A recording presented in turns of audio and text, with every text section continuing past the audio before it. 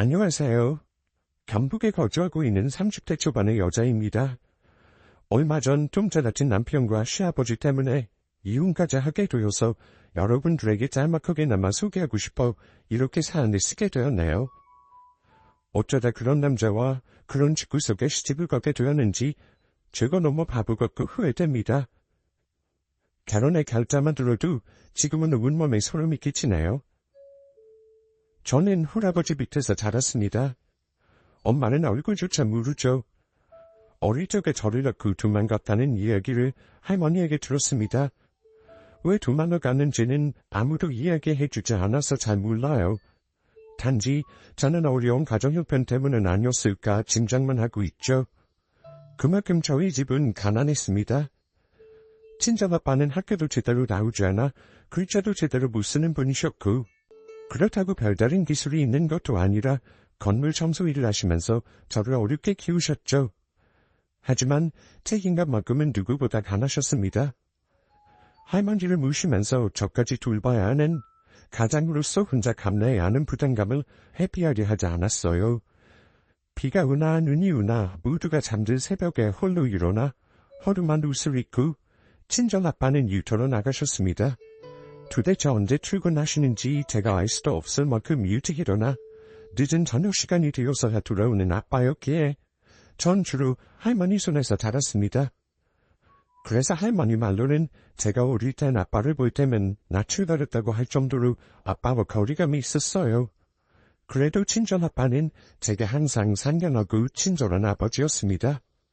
월급을 받으시는 날이면 비싼 건 아니지만 꼭 통닭이라 제가 좋아하는 과일 따위를 사오시던, 주말이면 아빠의 낡은 차에 저를 태우고 공원이라도 가서 꼭 시간을 함께 보내주시던 아빠였습니다. 그래서 남들처럼 좋은 옷, 비싼 음식은 먹지 못했지만 행복한 어린 시절을 보냈다고 생각합니다.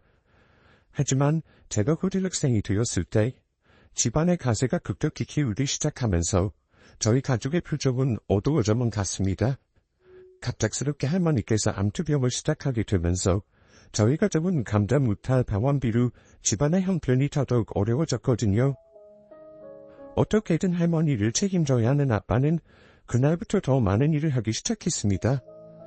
안 그래도 힘든 청소 일에 몸살만 구석 하나 없었지만 더 많은 돈이 필요했던 아빠는 하루 4-5곳 건물 청소하는 곳에서 잠자는 시간이며 밥 먹는 시간까지 줄여 10곳 가까운 일거리를 받아 소화하기 시작했습니다.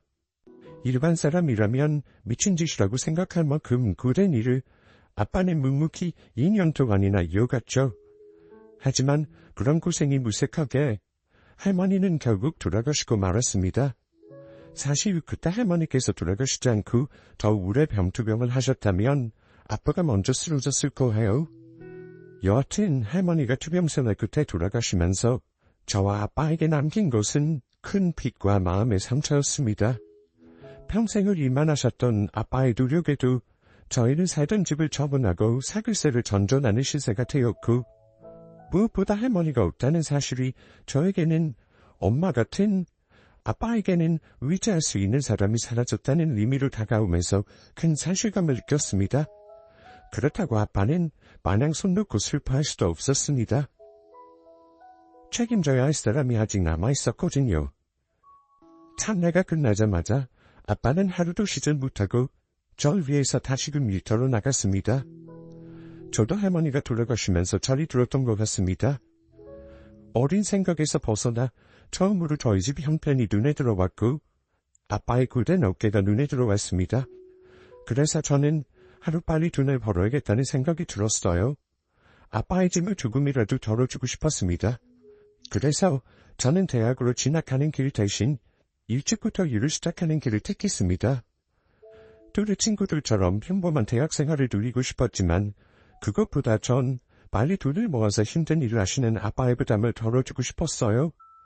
제 사정을 아시는 선생님의 도움을 받아 고3부터 작은 식품 회사의 격리 일을 시작하게 되었습니다. 첫 월급을 받고 뭉딴 아빠에게 드렸을 때 아빠의 표정을 잊을 수가 없었습니다. 못난 아비를 둔 탓에 대학도 포기하고 네가 어린 나이부터 돈을 벌어오니 참 아비로서 널 본 낯이 없구나. 미안하다. 아니야.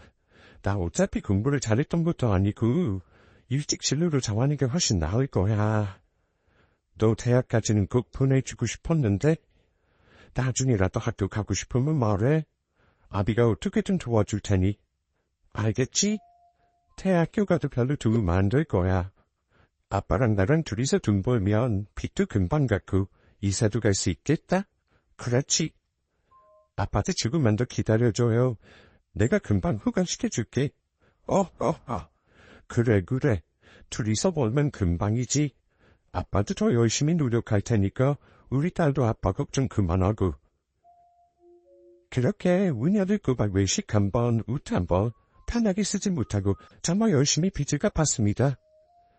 결국 그 많던 빚을 다 갚던 날, 마지막 대출 잔액을 입금시키고 아빠와 저는 저희 지역에서 가장 비싼 한우집으로 외식을 했었습니다. 전 그때 한우를 처음 먹어봤어요. 매일 편의점에서 끼니를 때우던 저희 부녀는 그 한우집에서 고소한 고기를 맛보니 이제 고생이 다 끝났다는 실감이 났습니다. 이제 이런 비싼 음식도 먹으면서 앞으로 행복한 일만 남았구나.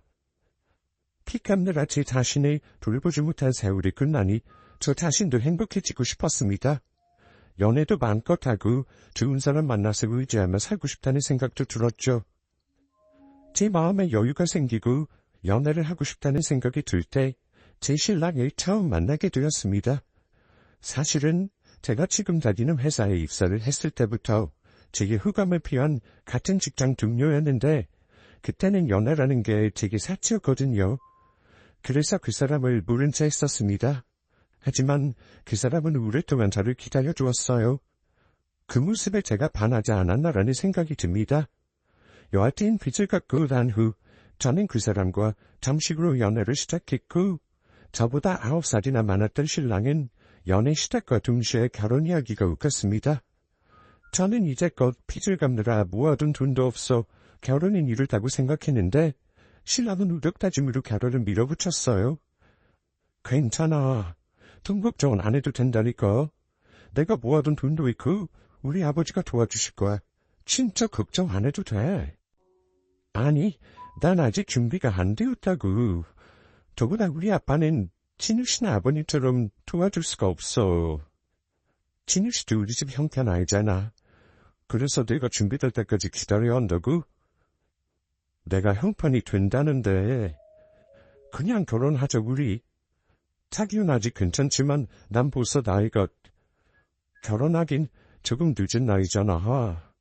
우리들 마음만 안 변하면 언제 결혼해도 무슨 상관이야. 나 2년만 기다렸다가 결혼하자. 응? 2년 뒤면 난 37살이야. 내가 아버지한테 부탁해볼게. 너는 아무 걱정하지 말고 기다려. 알겠지? 제 대답이 듣기도 전에 신랑은 사라졌고 다음날 낯선 번호로 전화가 왔습니다. 저기, 정효선 씨 핸드폰 맞나요? 네, 맞는데 혹시 어디 있죠? 아, 저 진욱이 엄마 되는 사람이에요. 반가워요. 저희 아들한테 이야기는 많이 들었어요. 우리 아들이 아가씨를 너무 좋아하는 것 같더라고요. 우리 언제 밥 한번 먹을까요? 아, 네. 전 언제든 시간 되니 말씀만 해주세요. 그래요. 참 목소리도 예쁘네. 내가 우리 진욱이한테 말할 테니 부담 갖지 말고 우리 집으로 와요. 내가 맛있는 거 많이 해줄게요. 처음 시어머니와 통화를 하고 제가 느낀 첫 느낌은 굉장히 상냥하고 좋으신 분인 것 같다는 느낌이었어요. 그래서 결혼에 대한 부담과 두려움이 많이 사라졌습니다. 며칠 뒤 저는 신랑과 함께 처음으로 시댁에 방문을 하게 되었죠. 현관문을 지나 거실에 계시는 시부모님께 처음 인사를 드리고 두 분의 얼굴을 보았습니다. 시어머니께서는 제가 통화를 하면서 받았던 인상 그대로였습니다. 정말 그렇게 나이 드셨다는 말이 딱 맞을 정도로 선한 이상의 미소를 가득 머금고 계시더군요. 하지만 시아버님의 표정은 많이 어두웠습니다. 인사를 하고 시아버님과 눈을 마주치니 제가 흠칫 놀랄 만큼 딱딱하게 굳은 얼굴로 저를 맞아주시더군요. 어색하게 인사를 하고 무거운 자리가 되겠다는 예감이 들 때 시어머니께서 분위기를 띄우기 위해 이런저런 말들을 건네오셨습니다. 아이고, 우리 진욱이가 반할만 하네. 이제 우리 며느리가 될 테니까 말 편하게 해도 되죠. 나 아들 하나 키우면서 얼마나 딸 갖고 싶었는데 이렇게 효선이가 우리 집에 오니까 얼마나 좋은지 모르겠네. 아, 어머니 감사합니다. 어머님도 너무 고우세요. 말도 참 예쁘게 하지. 배고프지 않아요? 얼른 일어나요. 내가 우리 효선이 온다고 그래서 맛있는 거 많이 해놨지. 식탁에 수북히 쌓인 음식 추위로 저와 신랑 시부모님이 모두 자리에 앉았습니다. 그때까지도 시아버님은 한마디도 말씀하지 않고 어두운 표정으로 앉아 계시는 게 참 마음에 걸리더라고요. 다 같이 밥을 먹으며 본격적으로 결혼에 대한 이야기를 나누기 시작했습니다. 제 나이부터 직업, 사는 곳 등등 여러 가지 물음에 대답해드리다가 저희 아버지 이야기가 나오면서 시아버님께서 크게 화를 내셨습니다. 혹시 아버님은 무슨 일을 해요? 아, 네. 저희 아버지는 건물 청소 일을 하고 계십니다. 뭐라고? 건물 청소? 이제껏 아무 말씀도 하지 않으시고 음식만 드시던 시아버지가 큰 소리로 욕정을 내셨습니다.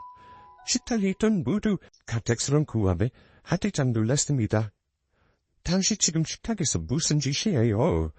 깜짝 놀랐잖아요. 아니, 당신은 가만히 있어봐. 얘야, 너 뭐라 그랬니? 청소? 아버지가 청소를 하시는 분이라고? 네. 참나, 하다 별로 우습지도 않은 경우가 있네. 내가 다 참고 넘어가려고 조용히 있었는데 더 이상은 안 되겠다. 우리 진욱이가 아무리 나이가 차서 결혼이 급해도 남 쓰레기나 치우는 저런 냄새나는 집구석과는 사돈을 맺을 수가 없지. 당신 조용히 안 해요? 해 앞에서 지금 무슨 소리 하시는 거예요? 땡전 아픈 없이 시집 온다고 했을 때 마음이 안 들었어. 그래도 당신이 우겨서 한번 얼굴 보자고 참았지만 그래도 이건 아니지. 내가 쓰레기나 치우는 사람과 사돈이더란 말이야? 다 없던 걸로 해? 결혼은 무슨. 건물 청소를 하는 냄새나는 사람이라는 사돈을 맺을 수 없다며 역정을 내시는 시아버지에게 저는 아무 말도 하지 못하고 눈물만 흘렸습니다. 그때 따지기라도 했어야 했는데 순간 너무 서러워서 어떤 말도 입 밖으로 나오지 않더군요. 어깨만 들썩이고 울고 있는 저를 시어머님이 안아주셨습니다. 얘야, 참 미안하구나. 나중에 다시 연락할 테니 이만 가보는 게 어떻겠니? 정말 미안하구나. 다음에 맛있는 거 다시 해줄게. 진우가 뭐하니? 빨리 후선이 데려다주고 와야지. 저는 신랑 손에 이끌려 시댁으로 나와 집으로 향했습니다. 그리고 며칠 뒤 다시 시어머님께 전화가 왔습니다. 효선이니? 지난번에 초대해놓고서는 못 볼 꼴을 보여서 미안하구나. 내가 그 대신에 사과를 하마. 내가 그날 혼을 냈어. 다시는 너 앞에서 그런 소리 못할 거다. 아니요, 어머님. 아버님 말처럼 저 땡전 한 푼 없고 아버지도 청소를 하시느라 절 도와줄 형편도 안 되세요. 결혼은 나중으로 미루는 게 좋을 것 같아요. 돈이 뭐가 중요하니? 우리가 조금 더 여유가 있으니 우리 쪽에서 더 해주는 게 맞지? 많이 상처받았지? 참 어린 것이 고생이 많았겠구나. 저를 따뜻하게 감싸주시는 시어머님의 목소리에 저는 그동안 제가 살아온 이야기를 모두 털어놓았습니다. 저도 제가 왜 그랬는지 모르겠어요. 단지 상냥한 시어머님의 목소리를 들으니 잠깐 엄마의 빈자리가 생각났던 것 같습니다. 토해내듯이 뱉어낸 제 지난 이야기를 시어머님만 묵묵히 듣고 남기시다가 제 이야기가 모두 끝나자 담담한 목소리로 이제 힘들었던 일 모두 다 잊어버리고 같이 행복하게 살자는 말씀을 해주셨어요. 그 말씀을 듣고 제가 얼마나 울었는지 모릅니다. 그날부터 시어머님은 제게 엄마가 되어주셨죠. 살뜰히 저를 챙겨주면서 반찬도 챙겨주시고 좋은 곳을 갈 때면 항상 저를 데려가 주시고 친딸과 엄마처럼 지냈습니다. 이젠 신랑 때문에 결혼을 하고 싶은 게 아니라 시어머님 때문에 결혼이 하고 싶을 정도였습니다. 여전히 시아버님은 저를 탐탁지 않아 하셨지만 저는 왜 시아버지가 시어머님 뜻에 함부로 반대를 못하는지 알고 있었습니다.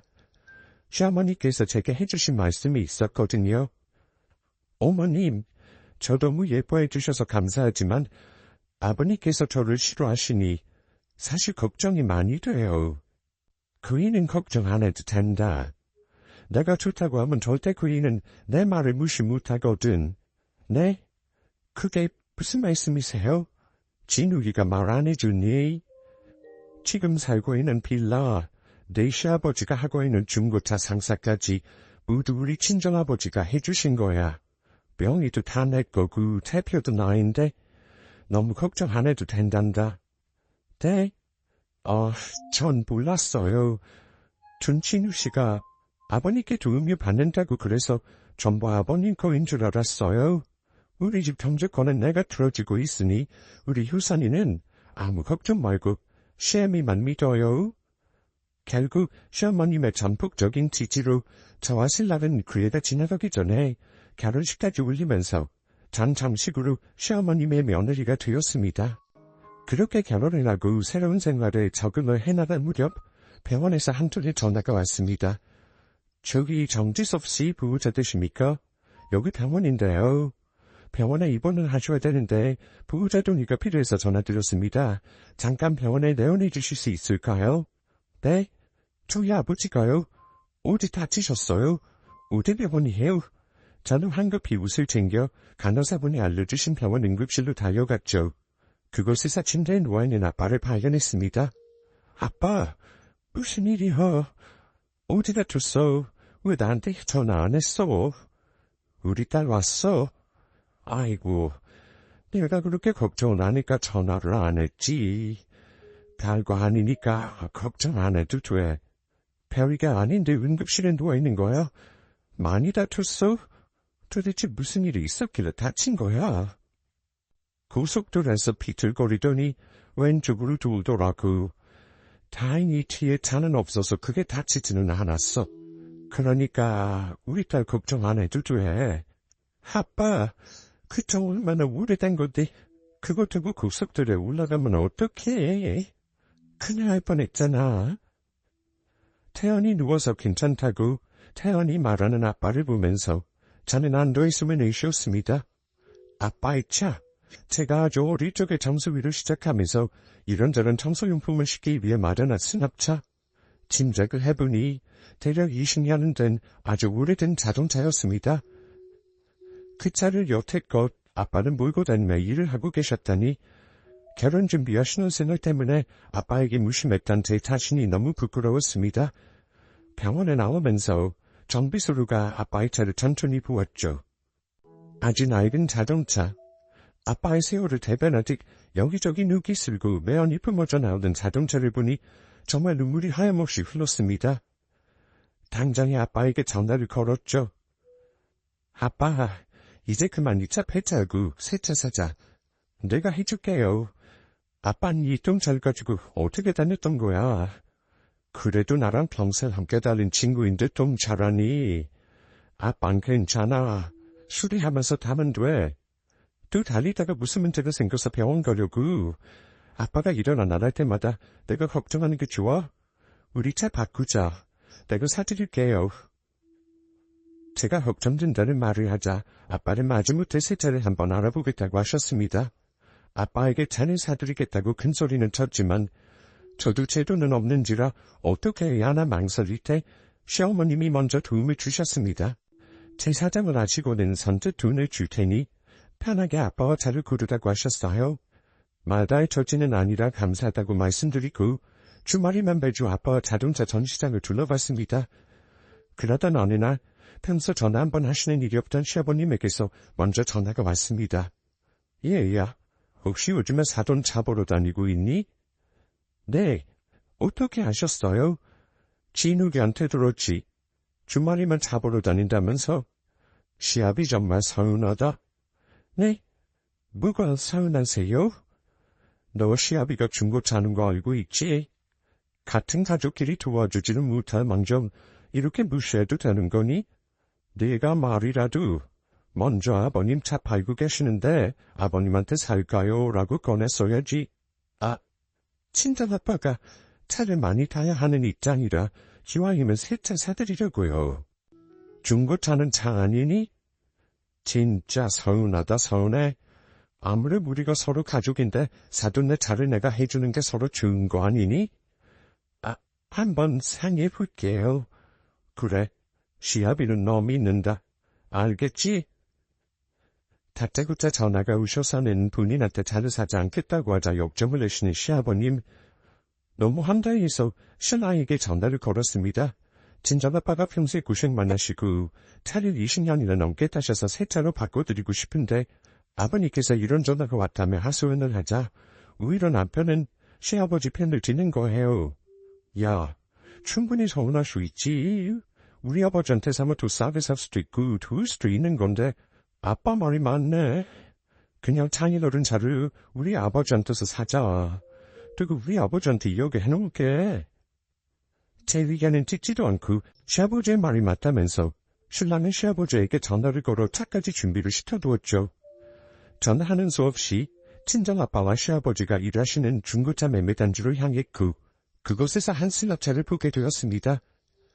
새 차가 아니라 저는 내심 마음이 안 좋았는데 막상 시아버지가 소개해준 차를 보니 예상했던 것보다 괜찮다는 생각이 들었습니다. 달콤한 외관에 연식도 오래되지 않은 차여서 전혀 촌스럽게 보이지 않았습니다. 사돈이 탈 거라고 해서 특별히 한 대 빼놓았습니다. 어떠세요? 깔끔하죠? 제가 가격도 많이 빼드렸어요. 뒤에 짐도 많이 실을 수 있고 그냥 이걸로 할까요? 아이고, 고맙습니다. 전에 타던 자동차에 비하면 벤츠나 유벤츠. 사돈이 저 때문에 특별히 준비해 주셨다고 하니 이걸로 바로 하겠습니다. 고맙습니다, 사돈. 차를 보자마자 30분도 되지 않아 양도계약서를 쓰고 차로 인수해 왔습니다. 하지만 이게 이혼의 발단이 되리라고 전 짐작도 못했습니다. 차를 인수한 지 일주일, 드라이브나 가자는 친정아빠의 제안에 저는 아빠와 함께 도로를 달리고 있었습니다. 아빠는 한껏 신이 나셔서 콧노래까지 흘러거리던 중에 차 아래쪽에서 덜커덩 큰 소리가 났어요. 깜짝 놀란 저희 부녀는 갓길에 차를 세우고 차 아래를 보았습니다. 언더커버라고 하나요? 차 아래쪽을 덮는 커버가 찢어진 채로 바닥을 끌고 있었습니다. 보험사에 전화를 해 사고 접수를 하고 가까운 정비소로 들어갔죠. 언더커버가 찢어져서 새로 교체를 받아야 한다는 정비소 직원의 말을 듣기로 하고 작업이 끝나기를 기다리고 있었습니다. 소파에 앉아 커피를 마시고 있었는데 난감한 표정에 정비소 직원분이 들어와 저에게 말을 하더군요. 저기 커버를 가려고 뜯어냈는데 차 바닥이 다 녹슬었어요. 와서 보셔야 할 것 같아요. 네? 누기 쓰다니요? 차 출고된 지 2년도 안 된 차인데 저와 아버지는 정비소 직원분을 따라가 차 바닥을 보았습니다. 전체가 심하게 누기 슬어서 출고된 지 2년 된 차가 맞나 싶더라고요. 트렐라면서 왜 이렇게 소리가 나는가 싶었는데 밑에 누기 다 슬었구나. 아빠, 나한테 그런 말 한 적 없잖아. 전에도 이상한 거 느꼈어? 그냥 소리도 한 번씩 나고 시동도 안 걸릴 때도 있고 그랬지. 근데 뭘 수리하면서 타면 되니까 말 안 했지. 아니, 차 가져온 지 일주일밖에 안 되었는데 수리는 무슨 수리야. 기가 막혀서. 저는 정비소 직원분께 차 상태에 대해 점검을 부탁했고 결과는 충격적이었습니다. 이 차 침수차인데요. 여태껏 흘러다니는 게 신기하네. 이상한 거 모르셨어요? 네? 침수차요? 여기 물에 잠겼던 흔적이에요. 시트까지 잠겼으면 발차를 해야지 왜 끌고 다녀요? 전 화가 머리끝까지 났어요. 바로 시아버님에게 전화를 걸어 정비소 직원에게 들었단 말을 하니 시아버님은 몰랐다는 식으로 발뺌을 하셨습니다. 참 그냥 넘어갈 수는 없겠다고 생각이 들어 스택으로 다지로 들어갔어요. 시아버님은 그런 차인 줄 몰랐다며 발뺌만 하시고 신랑은 그냥 술에서 타고 다니면 되지 왜 일을 크게 만드자는 식으로 절 몰아갔습니다. 아니, 침수차인 줄 몰랐다고 하잖아. 또 아무리 화가 나도 그렇지 우리 아버지한테 소리는 왜 지르는 거야? 너 진짜 하나무인이구나. 차가 이상하면 고쳐서 타면 되지. 왜 집에서 큰 소리가 나게 만들어? 그 침에서 타고 다니라고? 우리 아빠, 자동차 때문에 고속도로에서 죽을 뻔한 거 몰라? 그래서 차를 바꿨는데 짐수차는 속에서 우리 아버지한테 팔았잖아. 우리 아버지 이 차 타고 다니시다가 돌아가시면 어떻게 책임질 건데? 이 애야, 죽다니 누가 죽어? 새아가 너 참 말 이상하게 한다. 너가 입으로 사돈 죽으라고 그 차 팔았겠니? 하여튼 어른한테 소리 지르는 게 누굴 보고 배웠겠어? 쓰레기나 치우는 아빠 밑에서 자랐으니 뭘 보고 배웠겠니? 아버님, 말씀이 심하시네요. 지금 아버님께서 제게 적반하장으로 나올 상황이 아닌 것 같은데요. 한참 큰 소리가 오가던 중 시어머니께서 집으로 들어오셨고 전 다투지정을 시어머니께 설명했습니다. 진짜야 당신? 진짜 사돈한테 사기친 거야? 진짜 상종 못할 인간이네. 아니, 여보, 그게 아니라 진짜 몰랐다니까. 너가 왜 사기를 쳐? 그리고 내가 팔겠다고 했어? 사돈이 먼저 찾아와서 그 차를 사겠다고 했다니까. 아버님께서 먼저 오셔서 아버님 차 안 산다고 하니까 욕심을 내셨잖아요. 내가 언제 그랬어? 누구 서운하다고 했지 와서 차 사라고 했어? 너 진짜 며느리라고 우냐우냐 했더니 아주 싹수가 없는 아이구나. 그만. 당신 진짜 묵고쳐 쓰는 사람이구나. 전에도 사기치다가 벌금 물고 줄까지 그어줬으면서 정신을 못 차렸네. 이젠 하다 사돈에게까지. 됐어. 우리도 이제 그만합시다. 그게 무슨 말이야, 여보? 이혼 이야기 하는 거야? 그래, 지긋지긋해 정말. 우리 며느리 불쌍하지도 않아. 이런 아이에게 사기나 치는 내가 정말 쓰레기야. 내가 쓰레기 치운다고 격려하는 사돈보다 남튼이나 처먹는 내가 진짜 쓰레기라고. 여보, 미안해. 내가 잘못했어. 진짜 딱 한 대가 처분이 안 돼서 고민하다가 내가 나쁜 생각을 했었나 봐. 돈 다 돌려줄게. 정말 미안해, 여보. 됐어. 집이며 사업장이며 전부 내 거니까 너랑 네 잘난 아들이랑 둘이서 당장 나가. 어서. 시어머님의 큰소리에 신랑과 시아버지는 단 한마디도 하지 못하고 집에서 나갔고 저와 시어머님은 나란히 이혼을 준비했죠. 평생 저만 바라보시며 희생하신 아빠를 무욕하는 남편 시아버지와 함께 살 수는 없었으니까요. 이혼은 지저분하게 끝이 났습니다. 몇 번이고 법원에 출석하지 않는 남편과 시아버지 때문에 7개월가량 변호사까지 대동해서 힘들게 이혼을 진행했죠. 지금은 시어머님의 빌라에서 아빠와 함께 윗집 아랫집으로 살고 있습니다. 시어머님은 차라리 못난 아들을 버리고 예쁜 딸을 얻게 되었다고 저를 끔찍이 여겨주십니다. 정말 남편과 시아버지는 제 인생의 똥차였지만 그래도 그분들 덕분에 벤치 같은 시어머님을 만난 게 아닌가 싶어요. 지금은 비록 이혼이라는 꼬리표를 달고 살지만 한 번뿐인 인생 지혜롭고 힘차게 살아보려고 합니다. 여자라고 해서 약한 건 아니니까요. 대한민국 여성분들 파이팅입니다. 지금까지 긴 이야기를 들어주셔서 감사합니다.